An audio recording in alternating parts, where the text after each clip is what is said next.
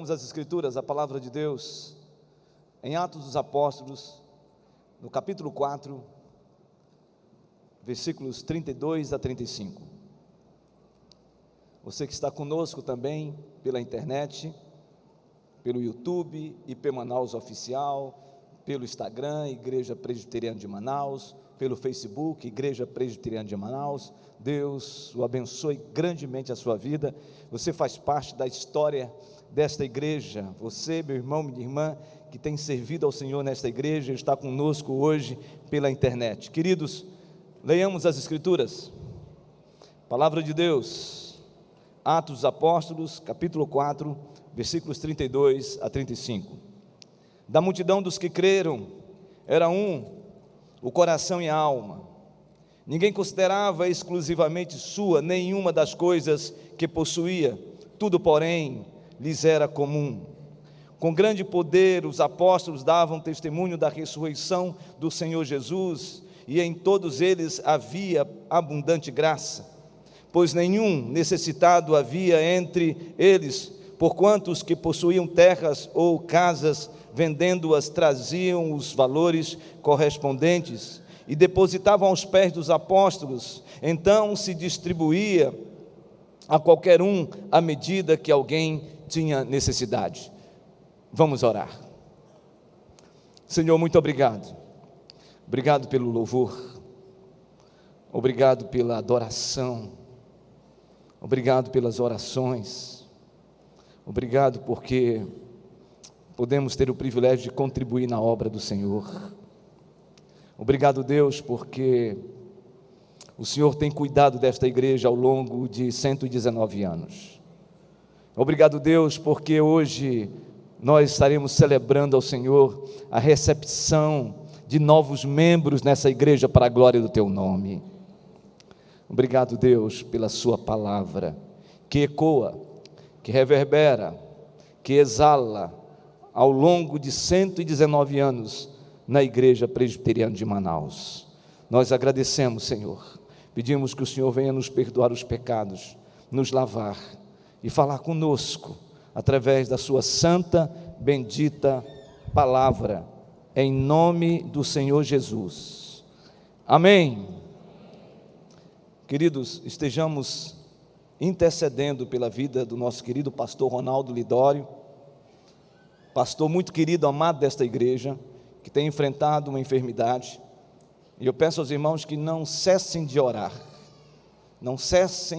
pela vida do pastor Ronaldo Lidório, uma pessoa muito cara a esta igreja, uma pessoa que tem uma vida linda nesta igreja, por isso, ele é caro a esta comunidade. Nós louvamos a Deus pela vida do pastor Ronaldo, da sua família. Quero nos dizer a Rossana e toda a família que nós os amamos e que nós continuamos orando por vocês, em nome de Jesus. A propósito, ele era para estar aqui hoje pregando, mas aprove a Deus que ele estivesse agora sendo cuidado pela família, cuidado também pela igreja que intercede para a glória do Senhor. Amém? Amém, meus irmãos? Uma igreja transformadora. Esse é o tema que nós vamos compartilhar hoje. Na verdade, nós temos dito aos irmãos, falado aos irmãos, que durante esse mês, o mês de novembro, que é o mês de aniversário da Igreja Presbiteriana de Manaus, nós estaríamos falando sobre a igreja. Domingo passado falamos sobre a igreja de Cristo. Hoje vamos falar sobre uma igreja transformadora. Eu quero começar exatamente com uma expressão afirmativa de Jesus.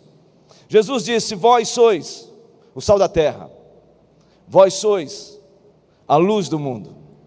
Jesus falou isso para os seus discípulos, Jesus falou para a sua igreja. Jesus disse que esta igreja seria uma igreja sendo instrumento de transformação deste mundo. O próprio Cristo disse que o Senhor Jesus mesmo afirmando, dizendo que o Senhor não tirasse os discípulos, a igreja do mundo, mas que livrasse a igreja do mal. Mas isso não significa que a igreja precisa ou vive alheio ou alheia à realidade e às vicissitudes e os problemas que as pessoas passam. Deus chamou a igreja exatamente para esse tempo, um tempo de ser um instrumento, uma agência de Deus para abençoar toda a terra. É lógico que quando John Stott fala sobre esta igreja que milita, essa igreja que está no fronte da batalha, sabemos que nós temos lutas por dentro e por fora. Sabemos que temos ataques satânicos, ações malignas de fora e de dentro. Mas o fato é que a igreja sempre irá triunfar em nome de Jesus. Por isso, quando eu olho para os 119 anos de existência da Igreja Presbiteriana de Manaus, esta igreja que tem singrado os rios do Amazonas, apregoando a palavra de Deus, esta igreja que tem levado através dos seus barcos a mensagem do Evangelho, assistido os mais necessitados, cuidado daqueles que passam pelas lutas mais difíceis, com enfermidades, com necessidades. Deus tem levantado esta igreja para fazer um singrar exatamente desses rios, anunciando o Evangelho da graça. Esta igreja também é uma igreja que também corta as estradas, tanto do Amazonas, como do sertão, como de tantos outros lugares onde ela está presente para anunciar o Evangelho. Esta igreja que tem uma visão transcultural, uma visão não somente de olhar para o Brasil, mas uma visão de olhar para as nações, e então Deus tem levantado homens e mulheres, missionários e missionárias, para anunciar o Evangelho a outras nações. Esta igreja é uma igreja que ao longo dos 119 anos, ela não abriu mão, ela não negociou, ela não negocia as verdades absolutas do Evangelho. Esta igreja faz 119 anos que neste púlpito, neste lugar, se apregoa tão somente e exclusivamente a palavra de Deus. Esta igreja não negocia o seu púlpito, a sua pregação, com nenhum tipo de política partidária ou qualquer outra pressuposição ou presunção humana em relação a falar aquilo que não seja através da palavra de Deus. Em outras palavras, neste púlpito se prega o Evangelho, nesse púlpito se prega o anúncio de Cristo. Esse púlpito se prega que a Bíblia, tão somente a Bíblia, é somente ela capaz de transformar um homem em uma mulher. Nesse púlpito se prega que a Bíblia, ela é inerrante. Nesse púlpito se prega que a Bíblia, ela é imutável. Nesse púlpito se prega que a Bíblia é a fonte de transformação de todo homem que se olha, que se vê necessitado da graça de Deus. É neste púlpito que isso acontece. E sabe por quê, meus irmãos? Porque esta igreja se inspira numa igreja transformadora. Essa igreja se inspira numa igreja chamada igreja primitiva. Esta igreja que em Atos capítulo 2, versículo 42, diz que perseverava na doutrina dos apóstolos, na comunhão, no partir do pão e nas orações, e sinais e prodígios aconteciam dentro da igreja. E mais ainda, essa igreja era tão relevante, impactante, que atraía as pessoas pelo seu estilo de vida, e esse estilo de vida gerava empatia no meio da sociedade, da comunidade, do povo de Jerusalém. Essa igreja primitiva, esta igreja era uma igreja que atraía pessoas pela palavra de Deus, a ponto do Senhor acrescentar dia a dia os que iam sendo salvos, como está escrito em Atos dos Apóstolos, no capítulo 2, versículo 47. Esta igreja é a nossa inspiração. Esta igreja é o modelo para a Igreja Presbiteriana de Manaus. Esta igreja é o paradigma para a nossa caminhada cristã. Esta igreja que nós vamos compartilhar com vocês aqui, através desse sumário que nós lemos, do capítulo 4, do versículo 32 a 35, uma síntese do estilo de vida dessa igreja, eu quero compartilhar com vocês e falar e reafirmar como que esta igreja, na sua gênese, no seu início, inspirou tantas igrejas ao longo da história, e nos inspira até hoje, e inspira a Igreja Presbiteriana de Manaus. E eu quero começar com a primeira marca que essa igreja, quando eu leio esse texto, inspira a nossa comunidade. Primeiro, que essa igreja nos inspira a sermos conduzidos em unidade no Espírito Santo, no vínculo da paz. Observe o versículo de número 32, por favor. Versículo de número 32, diz: da multidão dos que creram, era um coração e a alma. Ninguém considerava exclusivamente sua nenhuma das coisas que possuía. Tudo, porém, lhes era comum. Versículo 34. Pois nenhum necessitado havia entre eles, porquanto os que possuíam terras ou casas, vendendo-as, traziam os valores correspondentes. E, versículo 35, depositavam aos pés dos apóstolos. Então se distribuía a qualquer um à medida que alguém tinha necessidade. Então essa igreja era uma igreja que vivia esta unidade, essa koinonia, no Espírito Santo, no vínculo da paz. Essa igreja, a igreja primitiva, essa igreja transformadora, é que faz com que a gente sinta e perceba como deve ser o norte da nossa caminhada.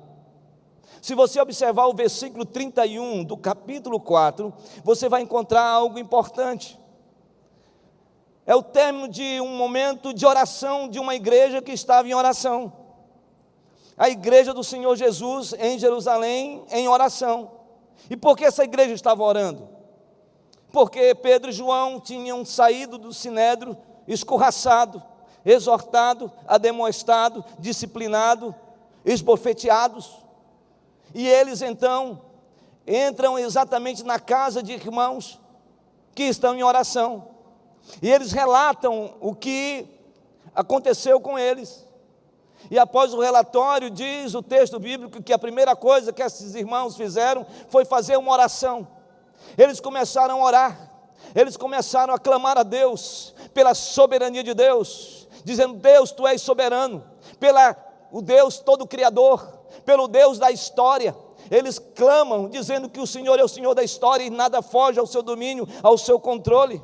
E depois desta oração, e a igreja estava num movimento de oração tão poderoso, que no versículo 31 diz que o lugar tremeu. E o texto diz que todos foram cheios do Espírito Santo. E eles com intrepidez anunciavam a palavra de Deus. Isso está escrito no versículo 31. Eu estou convencido, irmãos, se nós queremos falar de unidade, se nós queremos falar de comunhão, se nós queremos falar de koinonia, é necessário entendermos que tudo isso passa por um mover do Espírito Santo. Ninguém consegue gerar comunhão por si só. Ninguém consegue movimentar um relacionamento de koinonia, de unidade por si só. A nossa unidade, a comunhão que existe na igreja, é por causa da ação, intervenção do Espírito Santo de Deus. É Deus que move, é Deus que faz, é Deus que opera.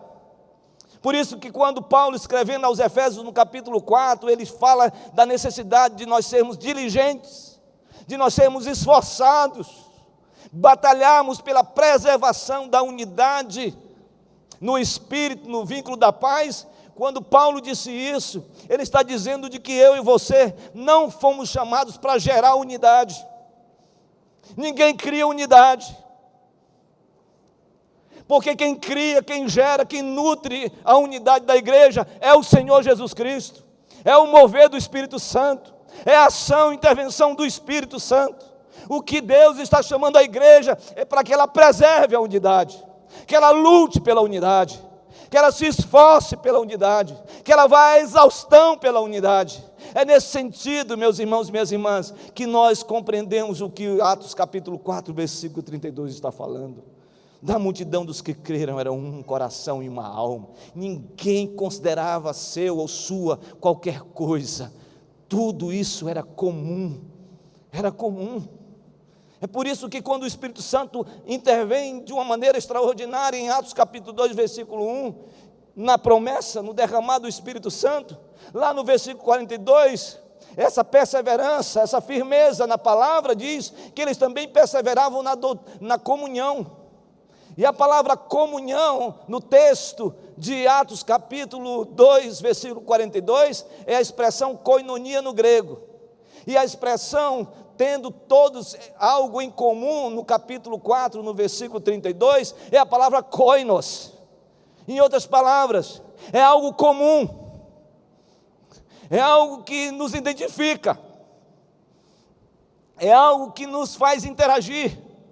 E é por isso que a gente olha para a igreja, com todas as suas facetas, com todos os seus estilos de personalidades, com toda a sua etnia, com todo o seu substrato social, com toda a sua natureza quanto à raça. Tudo isso, independente de preto e branco, amarelo, independentemente de ser pardo, independentemente de ser índio ou não, independentemente de qualquer coisa, meus irmãos, todos aqueles que foram lavados pelo sangue do Cordeiro precisam viver esta unidade. E se tem algo que o inimigo tem ojeriza, é a unidade. Por isso essa igreja vai viver e vai caminhar sempre na unidade. Toda sanha de divisão, toda sanha de facção, todo espírito de divisionismo cai por terra em nome de Jesus, porque as portas do inferno jamais prevalecerão contra a igreja do Senhor Jesus. Por isso, irmãos, que uma igreja transformadora, como a igreja de Atos capítulo 2, precisa ser nossa inspiração, a nossa referência. Por isso que eles compartilhavam, por isso que eles distribuíam, por isso que eles olhavam as pessoas que estavam necessitadas, por isso que eles compartilhavam com todos aqueles que tinham necessidades. E aí, irmãos, eu olho para a igreja presbiteriana de Manaus. Eu creio, irmãos, que nós experimentamos certos lampejos em relação a essa unidade. Eu percebo isso, irmãos. Meus irmãos, no período da pandemia, onde as pessoas estavam sofrendo, onde as pessoas estavam passando pelas dificuldades mais difíceis, os nossos queridos que viviam em lugares mais longínquos, seja no interior, seja aqui na nossa cidade mesmo, pessoas que não tinham condições de trabalhar, pessoas que não tinham condições de sair de casa para trabalhar, e ao mesmo tempo passando por uma necessidade enorme. Nós não podemos esquecer isso, irmãos, que essa igreja, Deus moveu esta igreja para atender 25 mil pessoas com cestas básicas para a glória de Deus. Você está entendendo isso? É você. Quando você contribui nessa igreja, quando você dizima, quando você oferta, essa igreja tem um coração propenso a abençoar. Quantas pessoas não estão passando hoje? Eu pensei que nós estávamos, realmente era na cidade de Londres hoje, aquela neblina, e eu falei, nossa, é uma neblina maravilhosa, irmãos, fumaça, os nossos queridos amigos e irmãos ribeirinhos, passando necessidade. Ontem eu estava conversando com o pastor Ivan, ele disse que ele estava levando cestas e para encontrar com outros irmãos na viagem que ele fez, e eles ficaram atolados, não conseguiam se movimentar. Quantas pessoas, pastor Eustáquio está aqui, pastor Ivan, pastor Paulo Belan, pastor Mário, não é? Pastor Flávio, tantos pastores, supervisores do interior, com os pastores do interior, com os evangelistas, meus irmãos, quantas pessoas não foram assistidas com cestas básicas nesse tempo? Isto tudo é fruto de um coração que olha para aqueles que mais necessitam. Esta igreja, mesmo não sendo ainda a ideal que nós sonhamos, é uma igreja que se importa. Eu quero dizer para você, que se você está aqui hoje, você está numa igreja que, apesar das suas limitações e fragilidades, é uma igreja que se importa, é uma igreja que se importa. Por isso tenho alegria de continuar caminhando numa igreja que se importa. Você que está aqui hoje, você saiba disso. Você é amado, querido, dentro de uma igreja, e nesse espaço aqui, que se exale a unidade no corpo de Cristo. Louvado seja Deus por isso. O segundo aspecto que me chama a atenção, a segunda marca dessa igreja transformadora, é uma igreja que nos inspira pelo poder da pregação do Evangelho. É uma igreja que nos inspira pelo poder da pregação do Evangelho. Versículo 33, observe o versículo 33. Com grande poder os apóstolos davam testemunho da ressurreição do Senhor Jesus, e em todos eles havia abundante graça. Que algo extraordinário, que bênção de Deus. No versículo 31, repita você novamente, no capítulo 4, você vai perceber que os irmãos ficaram cheios do Espírito Santo naquela oração que eles fizeram. Mas o texto diz que eles receberam uma santa intrepidez, eles tiveram intrepidez, eles foram ousados, corajosos, para pregar a palavra de Deus, para anunciar a palavra de Deus. O texto que lemos está falando sobre grande poder no texto. A palavra grande poder, nessa expressão grega, significa mega dinamis, ou seja, um poder extraordinário, sobrenatural no meio do ordinário. Um poder miraculoso. Esses homens e essas mulheres estavam cheios do poder da palavra de Deus, eles estavam cheios de autoridade, e eles pregavam com autoridade a palavra de Deus. Meus irmãos e minhas irmãs, qualquer fala, qualquer retórica, qualquer elocução, qualquer frase, qualquer expressão, qualquer palavra ou fala anunciada por alguém que queira persuadir uma outra pessoa por si mesmo ou por si só, não vai conseguir.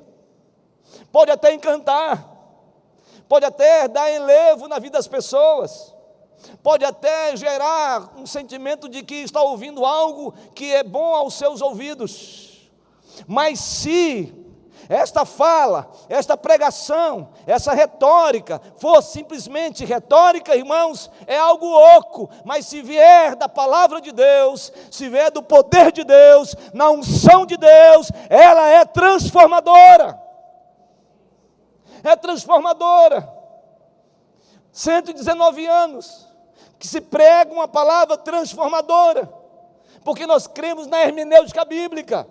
Nós cremos na interpretação bíblica, de que a Bíblia se explica por ela mesma, de que os textos são correlatos, de que o Antigo Testamento é promessa de Deus, e o Novo Testamento é o cumprimento dessas promessas. A revelação já foi completa, se ela foi progressiva, foi até em Jesus, mas a partir de agora, a revelação é plena, completa, concreta para as nossas vidas. Cristo veio, se humanizou, subiu ao Calvário, desceu à sepultura, ressuscitou no terceiro dia, e agora glorificado, exaltado, está diante de Deus Pai Todo-Poderoso, Criador dos céus e da terra. Essa é a pregação do Evangelho, esse é o Evangelho que salva, que liberta, que transforma as pessoas. Meus irmãos e minhas irmãs, esta igreja, ela nos inspira, porque nós cremos no poder da palavra de Deus.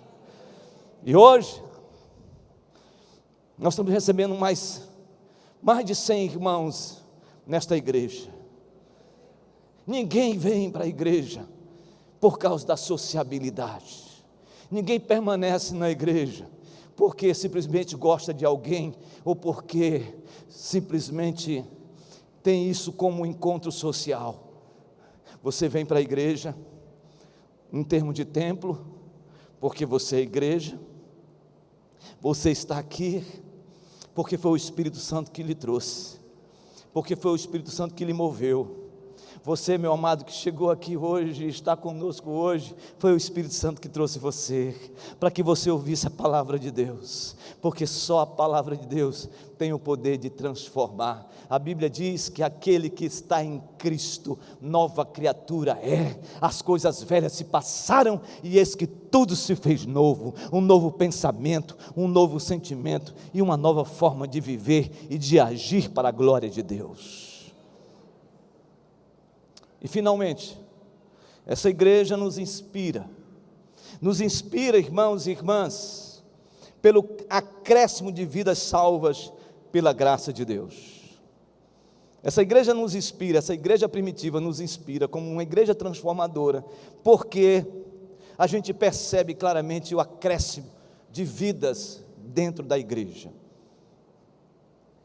Eu não sei se você já percebeu no texto bíblico, depois que o Espírito Santo enche aqueles apóstolos, aqueles discípulos, 120, no cenáculo, em Jerusalém, eles começam a falar, e pessoas fora de Jerusalém, fora de Israel, os judeus da diáspora, os judeus da dispersão, os judeus que moravam em outros lugares, na Capadócia, na Mesopotâmia, na Grécia, em vários lugares da África, esses judeus, eles subiam para Jerusalém, e eles estavam em Jerusalém porque era a festa do Pentecostes.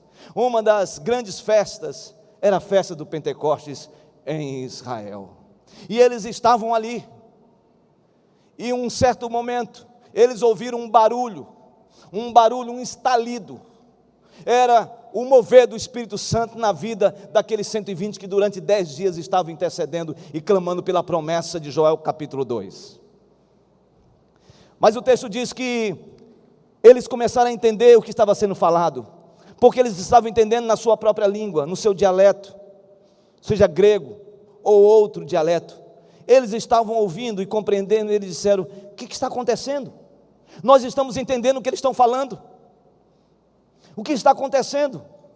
Essa gente iletrada, essa gente que é da Galileia, essa gente da periferia da Galileia, essa gente agora está falando na nossa própria língua, uma espécie de poliglotas. Como que está acontecendo? E alguns disseram: eles estão bêbados, eles estão embriagados. E o texto diz que Pedro se levanta e prega o maior sermão cristocêntrico da história. Pedro prega o maior sermão evangelístico da história, e quando ele prega sobre a vida de Jesus.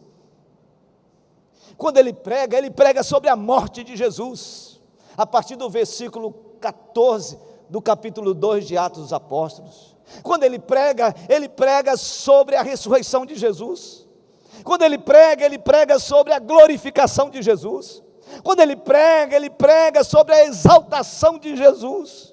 E quando ele prega de maneira contundente, cheia de Deus, há uma interpelação no meio do povo. Que faremos, irmãos, diante desta palavra? Que faremos, irmãos, diante desse testemunho? Que faremos, irmãos, diante dessa intrepidez, dessa ousadia, dessa gente que está falando com autoridade? E Pedro diz: arrependei-vos e convertei-vos, para que sejam cancelados os vossos pecados, e que vocês sejam batizados em nome de Jesus. A Bíblia diz que cerca de 3.000 pessoas se convertem, 3.000 pessoas são alcançadas pela graça de Deus, 3.000 pessoas sem contar crianças e mulheres. Você sabe o que significa isso? Você sabe o que significa isso? Significa que aquelas pessoas foram acrescidas no rol desta igreja primitiva, uma igreja que começou com 12, passou para 70, passou para 120, agora 3.000, agora 5.000, era um crescimento exponencial. Esta igreja que nos inspira é uma igreja que fala desse acréscimo, fala desse mover de Deus. Dia a dia o Senhor ia acrescentando os que iam sendo salvos. Meus irmãos, minhas irmãs, quando eu vejo ao longo da história Deus acrescentando nessa igreja tantas pessoas, tanta gente de todo tipo, de todo lugar, vindo para a igreja, eu só posso dizer o seguinte: é Deus